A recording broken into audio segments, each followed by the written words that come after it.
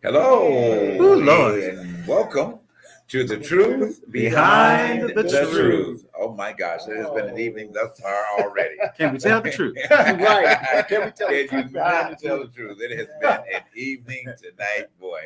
Guys, thank you so much for your patience and waiting. For those of you who have been waiting at the 6 o'clock hour, 9:30 hour, whatever that hour was for you. We had a little technical difficulty with that because we were trying to bring to you in a different, bigger format. But however, some things happen. Okay, but the good news is, guess what? We are all together in the house. We all in the house. We all up here. I know how to do it. What we have been looking forward to and bringing you to this opportunity of really, really showing the vibe that who we are and the press that we will always be in the house together. Okay, so we are definitely working on that. But I'm excited. I am really, really excited. In spite of our difficulties, hey, we're gonna press on. So if you're just joining us, if you waited patiently, thank you so much. Tonight we have a wonderful cast tonight with us. We'll get with them very shortly. This is the cast of God Guys, the play. And I hear this play is going to be phenomenal. Oh, well, actually, pre-shows was phenomenal. Yeah. So they've already got write-ups about it, and the show is already sold out for the weekend. I think they start October 15th. Wow, that's tonight. Something else great going on too. That's the night we bring to you our new season. All right, season 3. Season 3. Yes, indeed. So it's one of the things we're doing out here. Of course, in our home in LA. Harold's out here in LA with us. We're getting the vibe together. We're getting shots together. We're making everything look great for season 3. So it's going to be awesome. So guys, I'm just excited tonight. Yeah. I really am. I'm glad we had an opportunity to get to you. So let's talk, fellas, before we get this great cast in here. Yeah. So how you doing, Harold? Welcome to LA. Welcome. Well, it's nice to be here. Yes. I'm glad to see all you guys live and in color. Right. It's been a year since we've been together, so this is an awesome occasion. Yes. Well, so we guys, we're trying to get Harold to move to LA, but you know what? We'll talk about that later. We're working on it. We're working on it. You know what I'm saying? Get that back. Well, at least he can come here to go to work with this, go to work, and then go back to North Carolina on the weekend. Something like that. We're gonna work it out anyway. Brother, how you doing, baby? I'm doing well. I'm glad to be here. This is good to have our energy on the same room. Yes, it is. It really is. Yeah. I'm thrilled about that. I'm so thrilled about that. Go ahead. You want to say? Oh, that's all. Okay. I'm ready to get the guys on here. I know, right? How are you? I'm great. Good. I'm good. Just great and good? Great and good. Good and great. Yeah. All right. How are you, JB? Oh, man. I'm a little pressured. Yes. It's all right. Woosah. Yeah, I know Woosah. Yeah. Raw here. Release. Exactly. A little pressure because, when you're the headship of a situation, you always want things to go smooth, and, there's always a reason why some things doesn't happen the way they're supposed to, but then you get in the mode, say, okay, you know what? It was supposed to happen the way it was. Exactly. And pressure always happens before change. Oh, wait a minute. And it's just pushing us to the next level. Yes. There's a word. Okay, keep going. You preach that. No, so when things like this happen, that is an indication of next level. Right. Wow. I like that. Don't make me start crying. Oh, Lord, don't make him start crying. Do not. Stop it. Cease and desist. Do not make me start crying. Because so rather than getting frustrated, we should rejoice. Wow. Okay. Okay. Indeed. Woo. All right, y'all keep talking because I'm going to have to pull ourselves together. Wow. Well, let's get on this topic since we're now at the beginning of this show. Let's get on a good topic. We're going to talk about Miss Tiffany Haddish. Oh, my gosh. Yes. So that's a good topic. All right. That's a good part. Well, honestly, I hope this is a good topic and there's all the way. Let's just say this. Right, okay. Let's just say something has happened that hopefully it has turned out to be a positive situation. Okay. So at this point in the game, we already know about the allegation and the situation with the PSA Yes. thing that they did, what she did with Aries Spears. Right. Now it has been settled with Jane Doe and John Doe. Okay. The two kids, they now have the money that was settled on the back end. So but she has came out and said that she has lost gigs. Wow. Because of it. Oh, wow. So there is a situation where there's probably something that's going on with her career where she's kind of going through a little bit of a shakeup. Right. But how do y'all feel about that? Do you think because of this situation I don't think it has tarnished her to the point of not having a career. I don't think it has gotten that much attention. But how do y'all feel about that? Do you think she should lose out on work since this has happened? I think there just needs to be some space right now. I don't think that she should lose out. I think that companies and networks, they don't want to be associated or affiliated. Right. But I don't think that she should be canceled for this. I just think that there needs to be some space. Right. You know, that canceled culture is so detrimental right now because you can get canceled for sneezing. Right.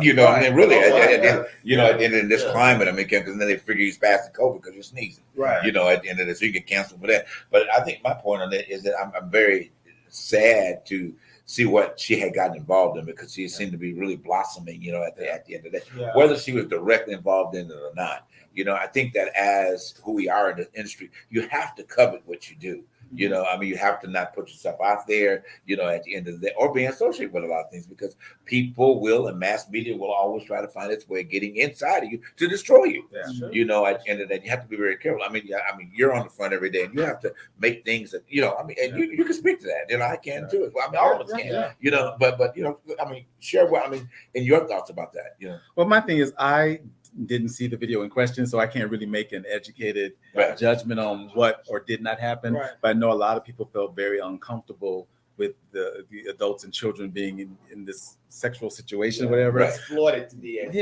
But so not saying, I mean, I know there are roles where people have to play pedophiles or whatever, and that, you know, there's all kind of guidelines and rules on how that safety is handled. Right. I don't know what happened on that set with those kids or whatever.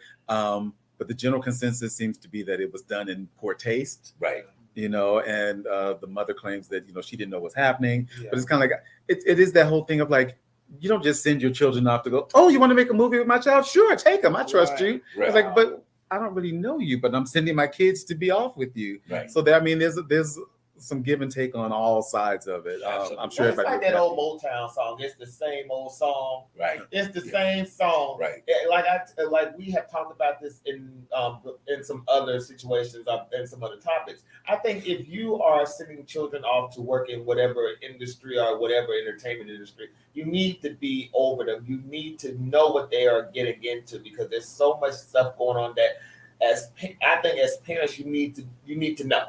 Right. Whether they're in school, entertainment, whatever they're doing, you got to be involved in what is going on with them. Well, that direct involvement is so true. That is definitely true. I know we can dig into this a little bit more, but we got to move on. So we really wanted to make a transition. I know it's kind of like the same thing we were transitioning over to. It's an appropriate time of year because it circles around this time of year, which is about speaking on men and prostate cancer. Okay. Oh, yes. So, you know, we really want to talk about bring that awareness, especially you guys, when you see this, either the rebroadcast and whatever time you look. If you are a man, and Harold's going to speak on this, and not getting tested, you know, and now, not just because you're over 40 or approaching 40, really, I know personally people that have had it between 30 and 35. Right. You know, so it's showing up a lot early and it depends on a lot of different things with that. But you go ahead, Harold. Well, no, so September is prostate cancer awareness month. And what's really startling is that 1 in 4 Black men will get prostate cancer in their lifetime. And what's so interesting, I was having a conversation with our executive producer, and both he and I are prostate cancer survivors. Right, exactly. And what's most interesting about both of our cases is that neither one of us had symptoms. Right. So it is one of those silent killers that people you just don't have any symptoms oftentimes. Exactly. And so getting tested and prevention is really, I mean, early detection is really important in terms of being able to prevent, from spreading. But the fact that it is the second leading cause of death of Black men. Wow. So can you real speak, take maybe 2 minutes before we go to break, just in what a person from a health perspective, what they can do. I mean, because I know you're being a vegan at this particular point in time in your life, but those that are not quite there, but what are the steps they need to get involved in, to change that, so that maybe they can deflect that, from happening to them. Right. So when I was diagnosed, I started doing research because I wanted to understand, well, how did this happen to me? And one of the things that I found out is that diet plays such a big factor in prostate cancer. Things like dairy are associated with prostate cancer, meat, but also what me and Charles, our executive producer, were talking about is stress. Because what happens is stress weakens our immune system, and it makes us susceptible to all kind of diseases.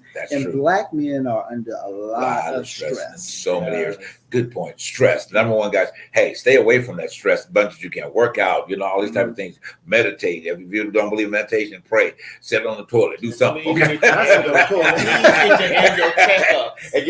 get your annual check. Do something. You can spend some time by yourself. Okay. At the end of the day, it's just a finger, guys. You'll be all right. Okay. You know what? I can't. Love it. All right. We're going to go to a quick break, guys. And when we come back, we have this phenomenal cast. I'm so excited about having these gentlemen to hear about this fantastic play that's been put together. But when we come back from break, hey, the guys from God Guys will be with us. All right. We'll be right back up this break.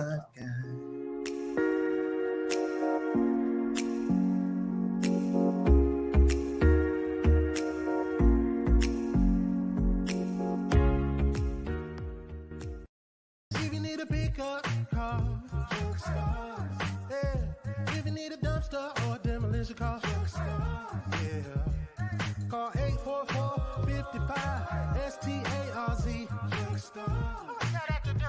It's Junk Stars, baby. Hey, my name is Thurston, and here I have my CEO, son Langston. We specialize in junk removal, dumpster rental, and demolition. So if you need junk removed, call Junk Stars. You need dumpster rentals, call Junk Stars.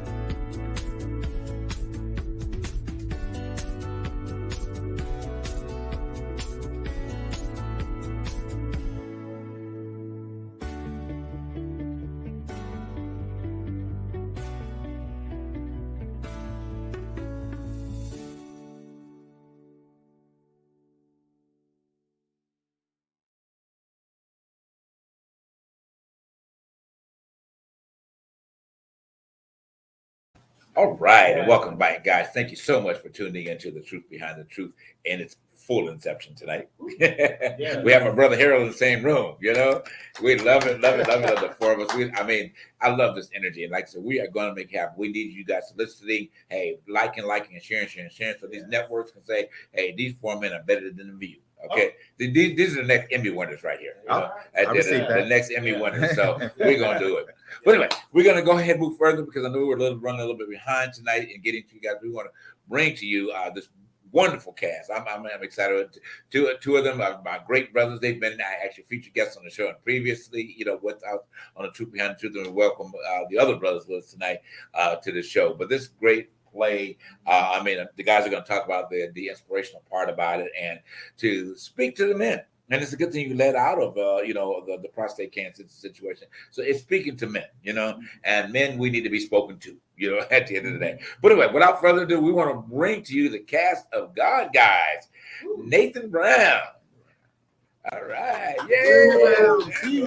See, Nathaniel. We got Mr. Jeffrey Dickinson. Jeffrey didn't make it. Okay, that's all right. We'll speak his name into existence anyway. All right. Troy, my wonderful brother Troy Bland, definitely, yes, indeed. Hey, there him is. Yes, indeed. And I think at some point join us is my other little brother. He's out here filming, which is Kevin Savage will be joining us as well as part of the cast at some point this evening too. So we are so excited to do this, man. Yes, great, guys, welcome. Thank you for your patience, guys. Let's talk. Yes. So Troy, how you doing? Oh, you're muted. You're muted, Troy. I'm good. Last time I was on the show was a little over a year ago, and yes, glad to see your progressing. Great set and everything, but I'm so excited to be here and to be here on this platform, along with my other actor here, and also he's been my director in the past, C. Nathaniel Brown, known as Chuck. And I'm excited to be part of this powerful, I'm telling you, powerful and informative play featuring five men that come together and speak about issues, speak about what's going on in their personal lives, and it's very, very informative. So I am so excited for this to come into fruition, and it's going to be dynamic. Wonderful. Indeed. Thank you guys for having us. Yes, go ahead. So go ahead and share anything. I didn't mean to interrupt you. Go ahead. No, I was just saying thank you for having us. I really appreciate being here and having this opportunity to talk to you guys about the production. Wonderful. So tell us, I mean, maybe a combined question. So how did the idea of God Guys evolve? I mean, I know the writer's not here with you guys tonight, but just as learning your parts and what have you, how did this come about? I'm so curious about that, you know? Yeah, so it basically started from the two of us, Troy and I. Oh, wow. You know, Troy is my god brother, so he introduced me to the other guys, and we started to hang out. You know, went to get pizza, just having conversations and talking. And so they didn't know that behind the scenes, I was referring to them as the God Guys. So when I get home, you know, and talk to my wife, like, I had a good time with the God Guys, and she was like, "Oh, cool." And so that kind of became, you know, just a personal name that I had for the group of us that came together. And so maybe 2.5, 3 years ago, I started thinking about putting together a short film that would involve all of us, but then also tell some stories that most Black men don't talk about. Right. And so it kind of evolved from that idea into, once we finally brought it to the table and talked about it as a group, the guys said, let's do it as a stage play. And so that was the beginning of pulling together the production of God Guys. Wow. So the popularity of this has just been such great. It hadn't even been shown. Did you guys have pre-shows before now, or this is just going to be like the first run of everything? Yeah, this is going to be the first run. Wow. Yeah, people are excited because, again, it's genuine love within this group of brothers. So it's not just about putting a random cast together and then finding chemistry and things like that. Yeah. So as we were getting together, you know, as I mentioned, you know, we would share pictures about just getting together and just unwinding and just talking. And so people would say, well, where y'all at? What are y'all doing? Why weren't we invited? And so it became a thing, you know, over the past, you know, 1.5 years, 2 years, maybe even 3 years, that people just wanted to know what we were doing and what we were part of. And so as the production and the ideas started to evolve, we started saying, something's coming. Okay. And so as soon as we formulated it, people was like, I gotta be there. You know, I need to see what's going on. And so they're just really excited about it. Wow. Well, as we see, the 15th and 16th is already sold out. Sold out. Yeah, absolutely. Congratulations. Yeah. Thank you so much. So the subtitle to the play is Black Men Owning Permission to Feel and Heal. Talk a little bit about that, because we don't often talk about that as Black men, our feelings and the trauma that we experience. Talk a little bit about that. Yeah, Troy, I'm gonna let you jump in there. I just want to say that subtitle comes from our writer and director, Nay Stubbs. So she is a co-producer with me on several projects, and I was telling her what I was trying to do with the story, and the more she asked me about it, I was like, "Oh yeah, we're gonna get to it." And so she's the type of person that I'm usually to other people. So when someone tells me something, I stay on them and say, "Okay, when are you gonna do it? How's it coming? Show me some progress." And so she was on me about it. And then she got so excited about the idea. She said, "Do you mind if I start it?" And I said, "Sure, go for it." She's so your accountability person.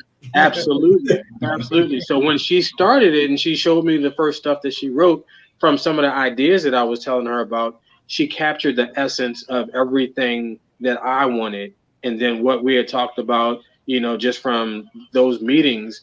And one of the things that she came up with throughout the script was about Black men learning how to feel, being open and honest about feeling, and then also moving toward healing. And so a lot of the issues and topics that we cover, it's important for us to know that it's okay for us to feel as men, especially Black men, and then it's definitely okay for us to get healing and seek healing. And Troy, so if you can just share like some of the topics and themes that we cover and why that subtitle and tagline is so important.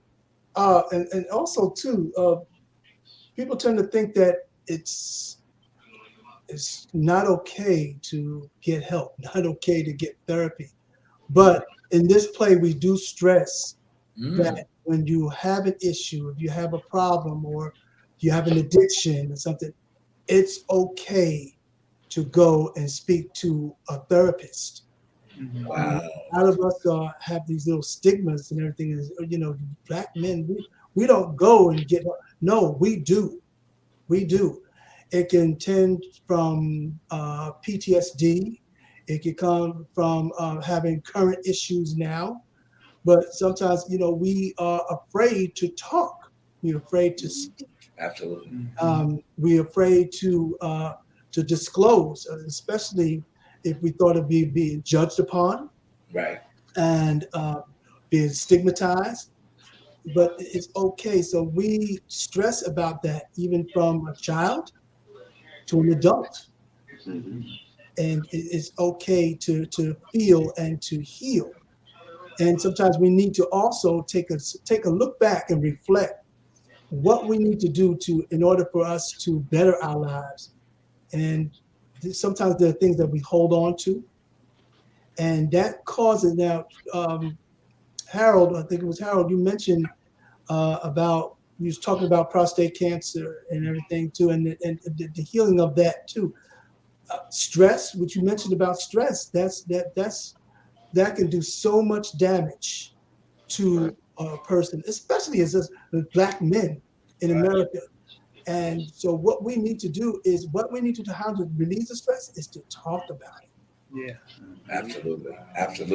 You brought up some very, very key elements, and I'm so glad that you guys are addressing these subjects. Because they admitting that there is a need for mental wellness even among men is probably the hardest thing to do, because we've been taught, like you said, we've been programmed not to function that way. It's like, you're a man, suck it up, or whatever. You're not supposed to feel. You know what I'm saying? You're not supposed to feel this, or experience it, or over that. And I'm so glad that you guys are addressing those subjects, in this production. Really, really glad. I really hope that you guys. I must say that that you guys are going to have far more just as successful this weekend. But this will be able to be something that is spread throughout the country that informs men that it is okay to feel. I mean, really, definitely. You have to point to it. In the developing of this production, how did y'all go about finding your co-stars? Did y'all traditionally go through the audition phase, or did you know who you wanted for your show? Chuck? Yeah. This was specifically for a group of guys who already had a God family relationship. So we didn't do a casting call or anything like that. This was a group that had constantly been talking and meeting, loving on each other, being able to be that support that we're talking about. And so it was only natural for us to be able to say, okay, we're going to do this and we're going to do it together, because we're all involved in the industry and we all support one another.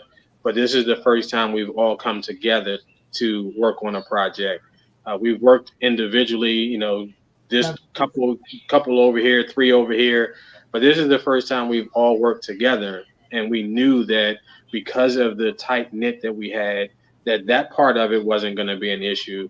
It was just about really coming together to share these stories, to address these topics so that people can really change their lives.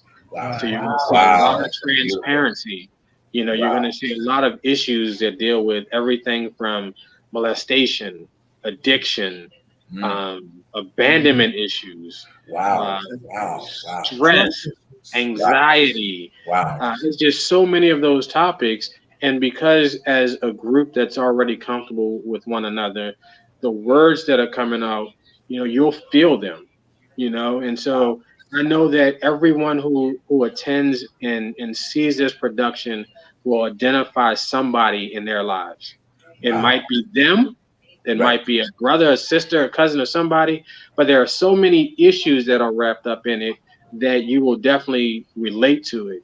And so we want to have impact. We don't just want to do a production. Like I said, we've all done stuff, but we want to make a difference. And that's why we're going to start with ourselves and saying, this is how we heal through what we feel, and don't be afraid to reach out to people and be vulnerable. And we don't always get that as Black men. We don't always have that opportunity. Yeah. So I know I was going to say something. Oh, and what? Well, I just saw Mama D making her comments out there. So we're like, hey, Mama D, thank you for the love. She's like, all my boys are up on here. Hey, Mama D. So Troy, you play the character Julius. Tell us a little bit about that character.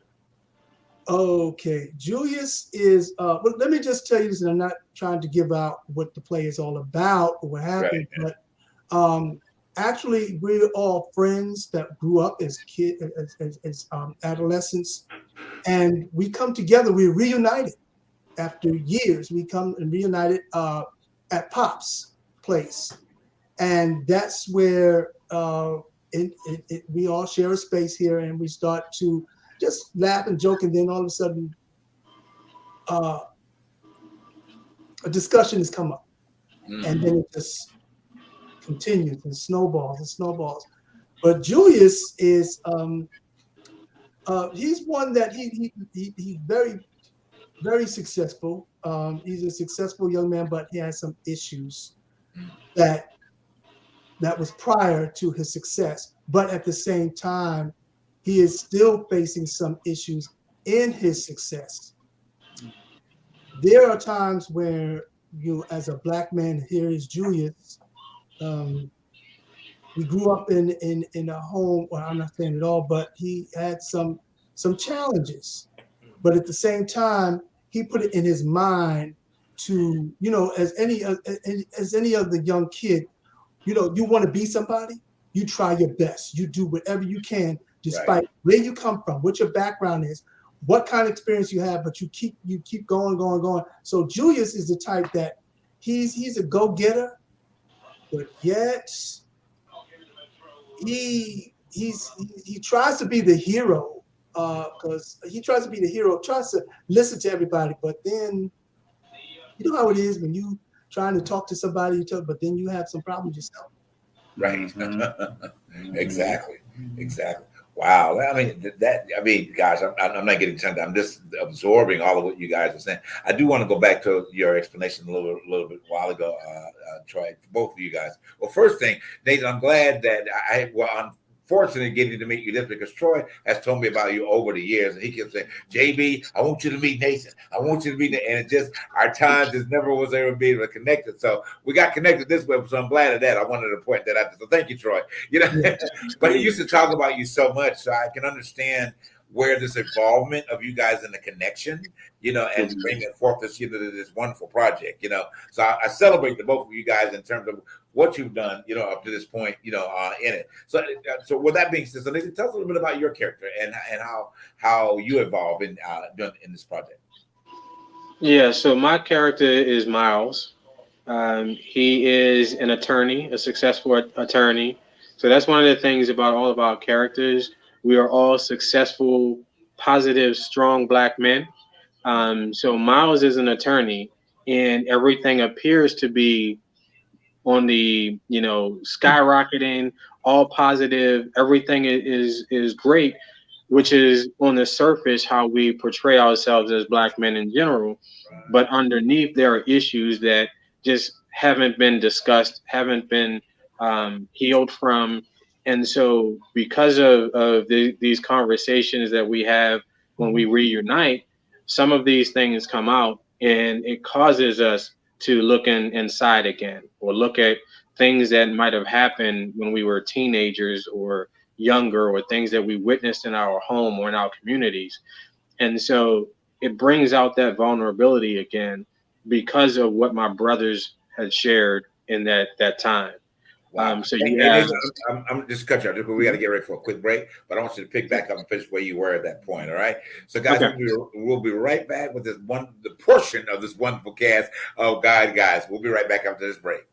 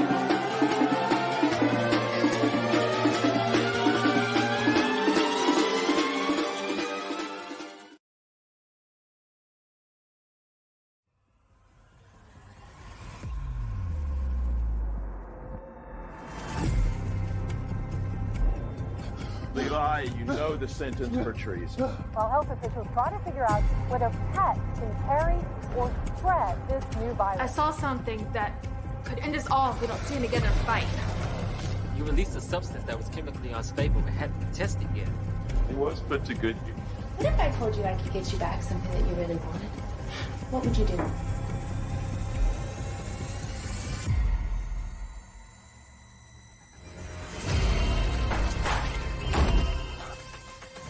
Be worried about all of our survival. The Silver Five, they're not strong enough, nor do they have enough to defeat us. You think you're free, but you're not. Everything has a cost. We're too far out here, okay? We could be surrounded by Davros at any moment now. He will kill you if he finds out.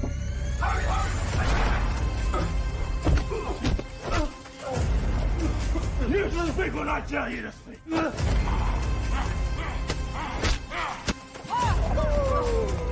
That was easy.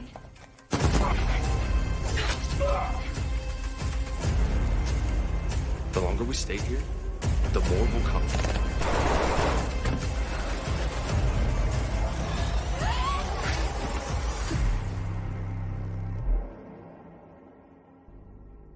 More than 500 new cases reported today, and nearly 10,000 in quarantine.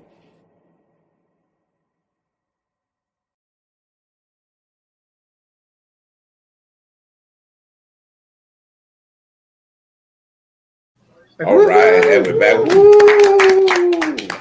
Hey, we got to give complete shout out to my director, my boy, my whatever, all those accolades, Trent Harris for such a wonderful production that's coming out. And I had an opportunity to be in the film, so I am even more ecstatically excited about it. Yeah, I told him sometime about it. I know we talked about it on the show when he was here, and I'll say real fast that I always wanted to play a doppelganger, or a vampire. And he gave when he was writing the film. He said, "I got a part for you." All right. I said, "Really?" He said, "Yeah, I'm gonna actually you're gonna get to be an older doppelganger." So I said, "What are you saying?" But I was really excited, thrilled to be about it. I got to die, I got to scream, I got the house, and it was good. So I can't wait till the full release of it to come out. So, but kudos to him again for such a great production. It's been a little bit time in the making, but anytime you have something great, sometimes it takes a minute to come in fruition. But anyway, so back to your story. Yes. Yes.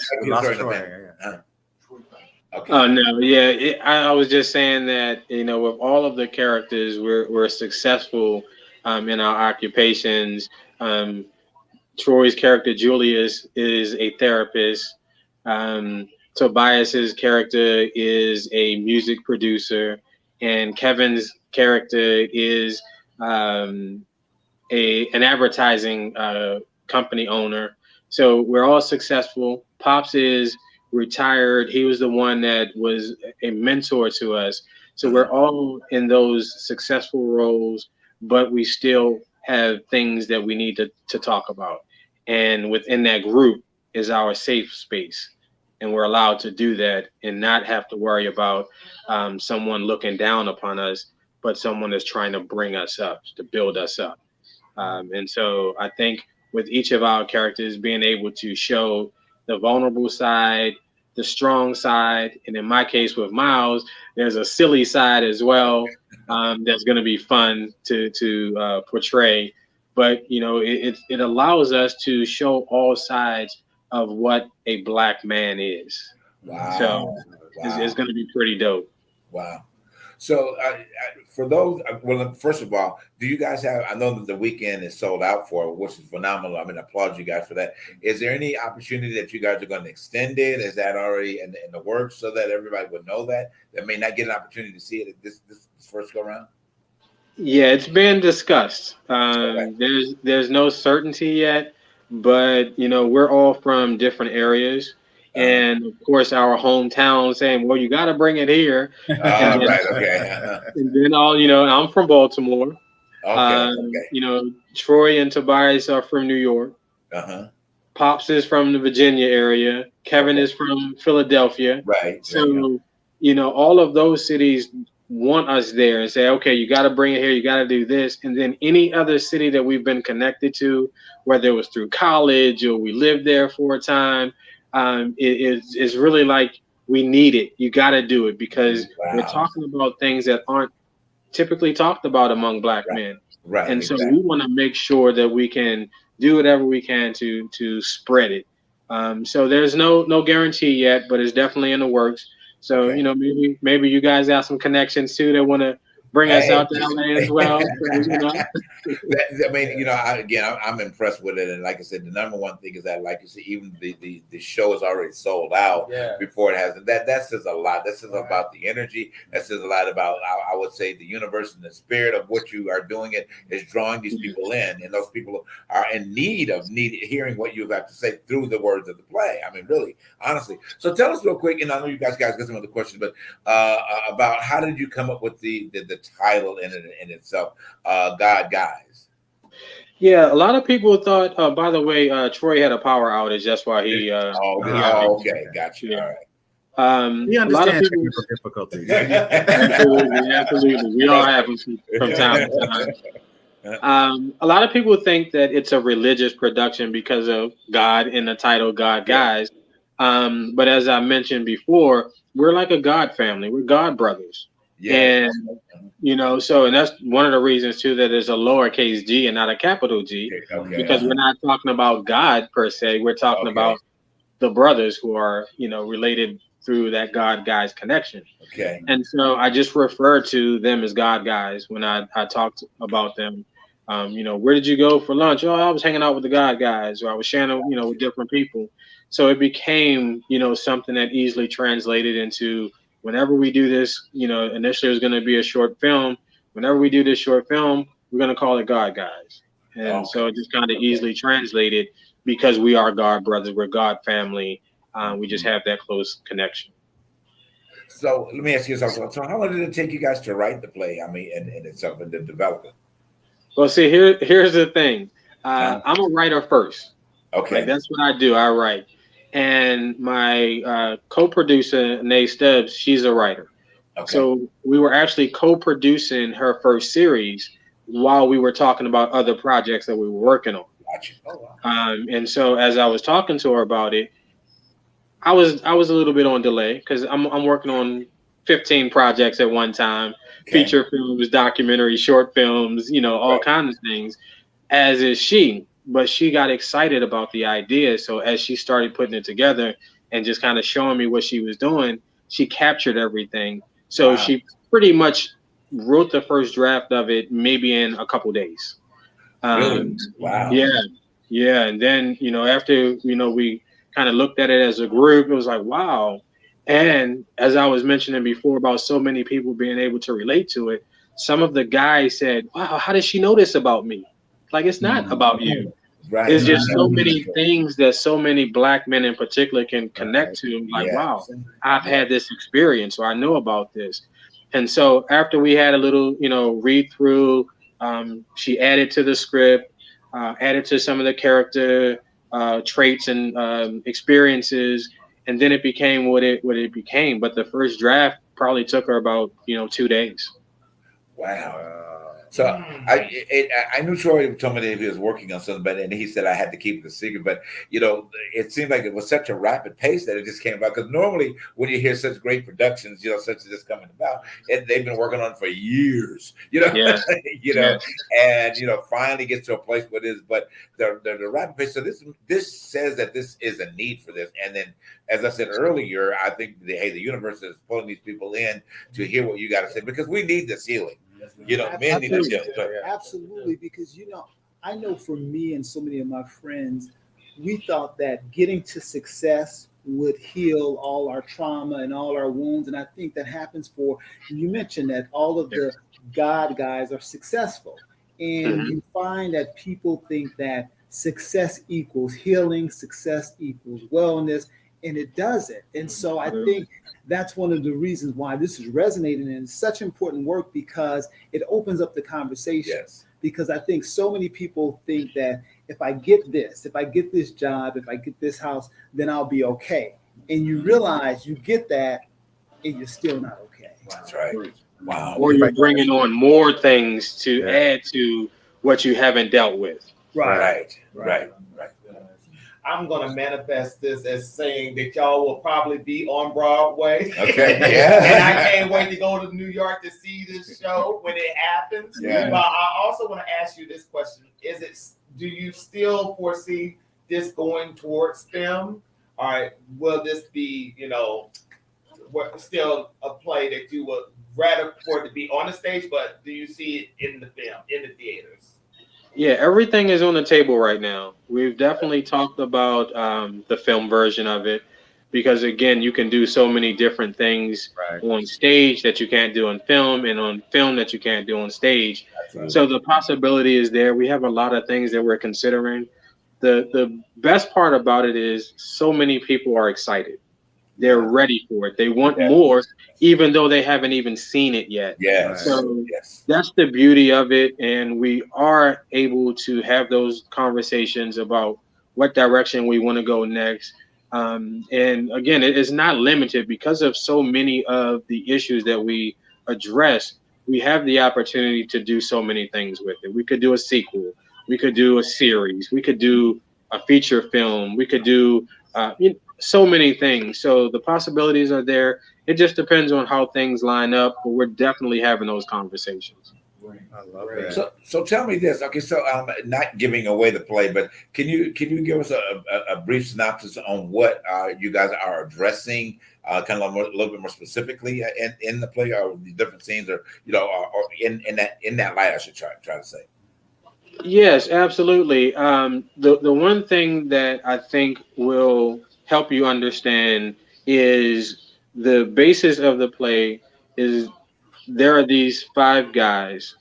4 of these men were young teenagers at a community center, where Pops was the older mentor at the center. So this is how we united and maintained that relationship, whereas he's that mentor figure because a lot of black men, as you know, grew up without fathers in the home. Yes. And so he became that father figure for us. But what happens is some of those issues that we mentioned earlier that happened from the time some of us were preteens, teenagers, young adults, carried on throughout those years without there being any healing. And so those things manifested in different parts and relationships that each of the characters had. And so that's where you find out about those things such as the molestation, the addiction, the abandonment issues, the women issues, all of those types of things. And so, again, because of that vulnerability that you have in that safe space with this group of men, this is where those conversations begin. And I do want to mention too, and you can tell me if now is the appropriate time or not, but because we focus on the origin of this group of men as teenagers, we're doing a very special show. The opening show, the matinee show on that Saturday, is a free show for teenagers and young adults, Black organizations, foster care homes, advocacy groups, mentorship groups that deal with Black youth ages 13 to young adults 24. So we're inviting them to come see this production at no cost to them, to be able to start healing that group at an early age, so they don't have to wait until they're in their 40s like our characters or 50s and still have to deal with it. But if we get them at an early age, we might be able to make a bigger difference. So I just want to throw that out there too, because that's not included in the public 2 shows that are already sold out. Okay. That's a 3rd show that we're doing specifically for them, because again, a big part of what we're doing is a mission about having that impact, starting with our young people.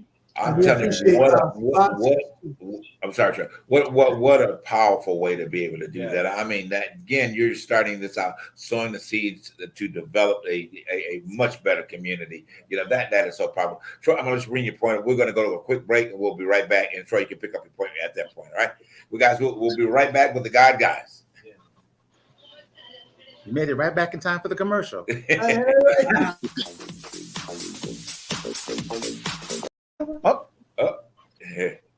that technical difficulty like we talked about. That's all right. Well, that was a quick commercial break. Psych.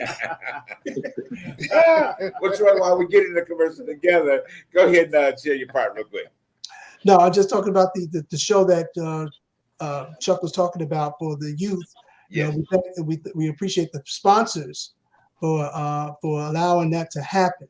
So, yes. Like I said, this is not for mature audiences only, but this is also for the youth to hear, to see, and to get answers. Wow. Wow.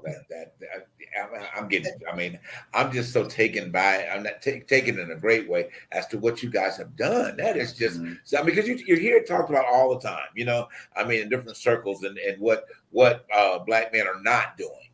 You know, I mean, at the end of the day, I mean, some of these people I know that we listen to the garbage that they put out there, and you know, the rhetoric that is being said about Black men, you know, and this is such a powerful comeback. You know, at any point of this woman, you know, what is her name, Cynthia? Somebody that we ain't going there. Going there, but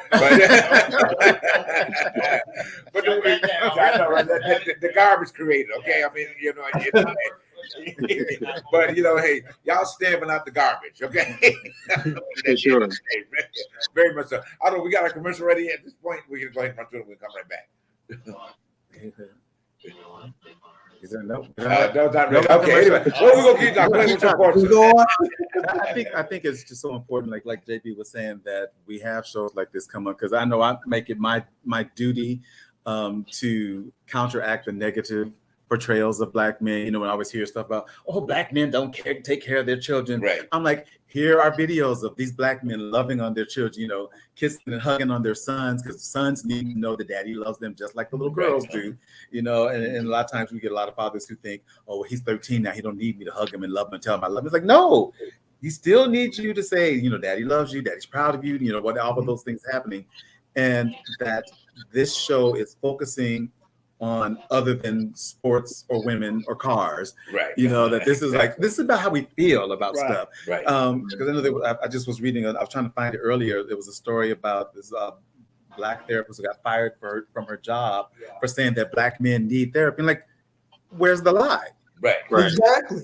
You know, there's a lot of shit that we have to deal with on the daily. That's true. That yes, therapy would help us to combat all that stuff. Again, just the stereotypes that we don't take care of our kids, or we don't want to work, or we don't want to do this. It's like that we have, especially for those men, like these men in this show are all successful. Like, well, here are examples who are countering everything that you're saying that we're not. Here we are. We're educated. Right. You know, we're kind. We're loving. We hurt. All those things are happening. You need to see that side of us, and not just this myth of what the Black man is. And can I say something now? That's exactly true. And let me just mention too. Chuck mentioned that his character is an attorney. I myself is a therapist. Oh wow! So the therapist is needing the therapy. What's that now? The therapist is needing the therapy. We all need therapy. But that's a good. I mean, that's a good spin on that. I mean, I love that. I mean, the therapist is needing that. That's really powerful. Let me say this real quick, Troy. I wanted to again, as a dear friend of mine, dear friend that you are, I just want to publicly say for everybody that's watching, and that I am proud of you as the man that you are and have become, to have taken responsibility as a grandfather to raise your grandchildren. Wow. You know, man. You know, that's deep, Troy. You know what I'm saying? Because you didn't have to make that decision. You know what I'm saying? You could have lived your life and pushed it off to you to know. But that's a lot of commitment. This is, I think, why this role is just, this whole play is about, because of the energy and the greatness that you're putting out there. Why not be the benefits of this? Why not have a great production? You know what I mean? Because you're living it. You know what I mean? You're living in and out. You're presenting your best authentic self to your grandchildren to help them become the great men of color that they can be in society. Man, I applaud you. You know what I mean? Totally much so, as your efforts in doing that. I appreciate that. Thank you so much. And not only that, you know, my two grandchildren are 13 and 14 years old. So now it's definitely a challenge now they're in their teenage years. Right. But I've also been a mentor for the Adopt a Role Model program. Okay. In Macon, Georgia, since 1991, and this is being a mentor for the program I'm just putting out there. Where it was developed to be for mentorship for young men that's growing up in a single parent home. Mm-hmm. And I, for one, have become was a member of that since '91. So I know, because I grew up in a single parent home. My mom and my dad split up when I was very young, and you know, and it was hard growing up in the house, you know, being the oldest, and you know, taking care of my younger ones without a father in the home. Mm-hmm. So, and let me just mention this, that even in the play itself, you know, some of us have some experiences what we're talking about. Some, okay, to a degree. So that's how come this play, I'd like to say production, is so authentic and real. Mm-hmm. So we're not doing so much of acting at all. Okay. But we're just coming together because we have a genuine bond and we know each other. But then when I'm telling you, when I read the script, thank you, Chuck.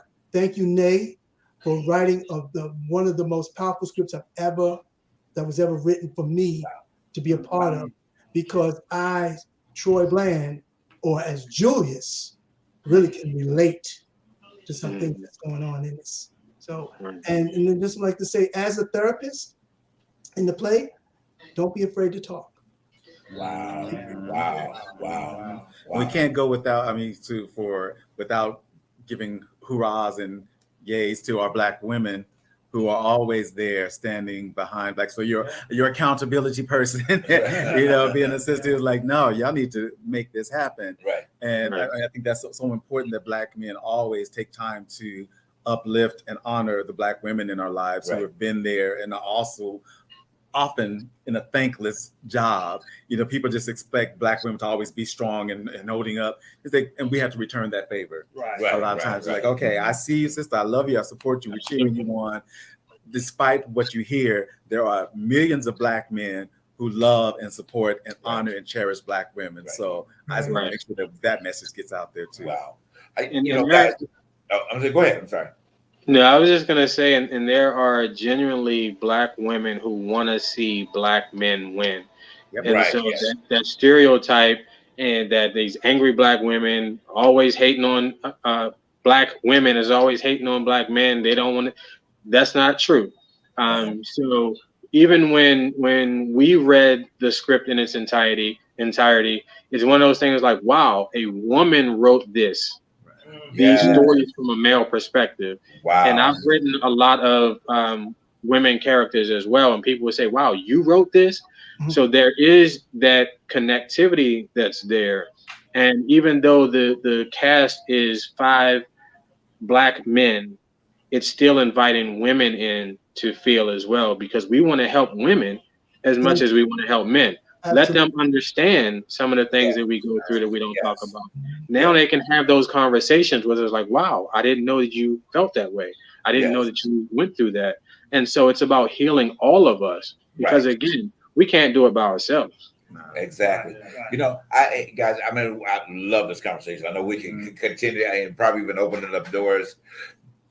Open up doors about. So tell me this real quick. Is there going to be a connective piece that everyone can stay in touch with you guys well after the play to find out what's, the involvement? Because I see this as a mission. You know what I'm saying? At the end of the day, a movement. You know what I'm saying? So is there a way that they're going to be able to continue to be in touch with you as this movement is happening of healing? Yes, we are definitely working on some things. We're not ready to announce them yet, but there will be some continuation in several ways. So even at the conclusion of the production, after each performance, we're going to do a Q&A. So we're going to give people an opportunity to ask some questions, maybe some things that they thought they felt, or they wanted to know some of the in-betweens of the characters, because obviously we can't show everything, but there's enough that's implied that you might want to know more. And so we've also connected with several organizations to be able to extend to people who maybe are triggered by some things, or need therapy themselves. And we want to be able to make some of those connections. So there are a lot of things that are in the works that we're definitely going to extend to the general public. Beautiful. Guys, thank you so much for taking the time to be with us. I mean, I've been richly inspired, and I just speak great success to you at this production. That every production just tears down the house. Every night, every show just tears down the house in a good way. Definitely. But keep us informed so we can definitely, promote whatever you need to do about this going forward. Hey, and much success to you. Troy, good to see you. Great to meet you, Nate. I'm glad that we had this opportunity to do this.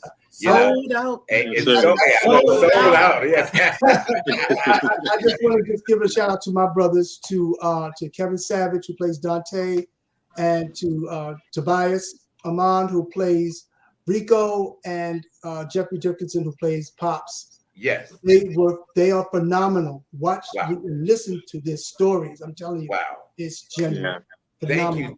Thank you again, guys. And again, we apologize for the technical difficulties, but we're here, we were said, and we touched who we were supposed to touch. All right. You guys have a great night. Thanks for tuning in to Find the Truth.